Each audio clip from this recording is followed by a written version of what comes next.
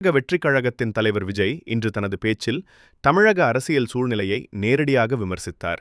குறிப்பாக ஸ்டாலின் தலைமையிலான டிஎம்கே அரசை கடுமையாக தாக்கி, இது மக்கள் அரசா அல்லது பண அரசியா என்று கேள்வி எழுப்பினார். மேலும் டிவிகே தான் உண்மையான மாற்றம் என்று கூறி, பழைய கட்சிகளை விட மக்கள் புதிய அரசியல் வழியை தேர்வு செய்ய வேண்டும் என வலியுறுத்தினார்.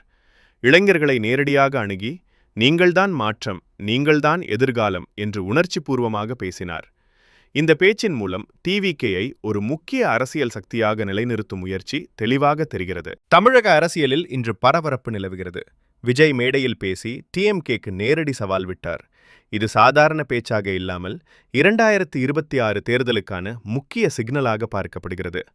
தமிழக வெற்றிக் கழகத்தின் தலைவர் விஜய் இன்று தனது பேச்சில் தமிழக அரசியல் சூழ்நிலையை நேரடியாக விமர்சித்தார். குறிப்பாக ஸ்டாலின் தலைமையிலான டிஎம்கே அரசை கடுமையாக தாக்கி, இது மக்கள் அரசா அல்லது பண அரசியா என்று கேள்வி எழுப்பினார். மேலும் டிவிகே தான் உண்மையான மாற்றம் என்று கூறி, பழைய கட்சிகளை விட மக்கள் புதிய அரசியல் வழியை தேர்வு செய்ய வேண்டும் என வலியுறுத்தினார். இளைஞர்களை நேரடியாக அணுகி, நீங்கள்தான் மாற்றம், நீங்கள்தான் எதிர்காலம் என்று உணர்ச்சிபூர்வமாக பேசினார்.